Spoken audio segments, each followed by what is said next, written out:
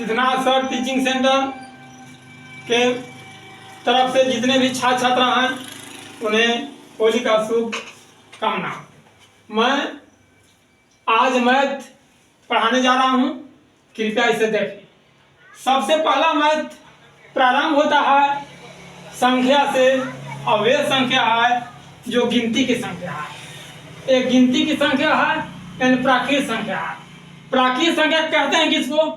गिनती की संख्या को, गिनती की संख्या को प्राकृत संख्या कहते हैं।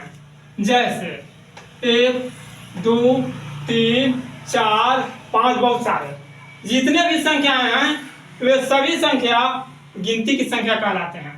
अब बात आती है कि अगर गिनती की संख्या है तो सबसे पहला संख्या कौन होगा, सबसे पहला छोटा संख्या कौन होगा?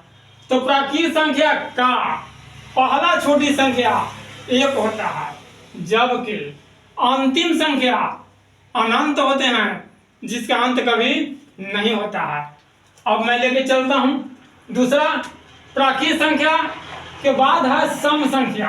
प्राकृत संख्या में ही ये सभी संख्याएं छिपी हुई है। जैसे प्राकृत संख्या में छिपा हुआ है सम संख्या। सम संख्या क्या है? कहता है कि 2 से विभाजित होने वाली संख्या को, अर्थात जो संख्या 2 से पूरा पूरा कट जाए उसे कहते हैं सम संख्या। जैसे 2, 4, 6, 8 बहुत सारे।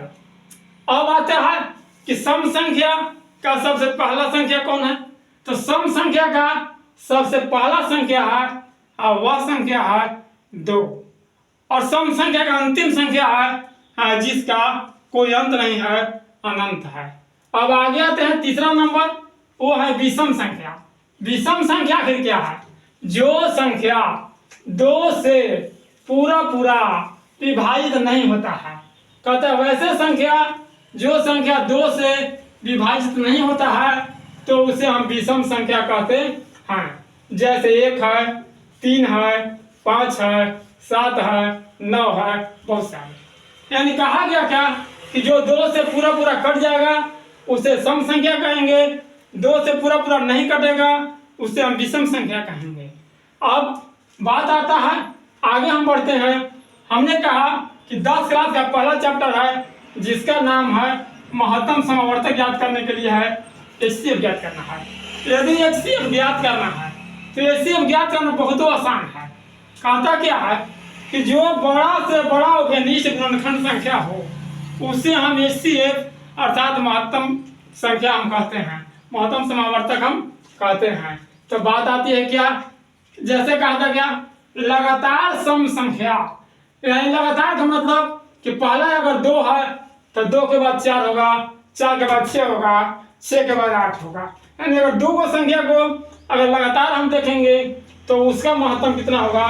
तो उसका महत्तम 2 होता है। जैसे देखा जाए, मान लिया जाए कि आपको 4 है, 6 है, अगर इसे महत्तम निकाला जाए तो आप निकाल के देख सकते हैं।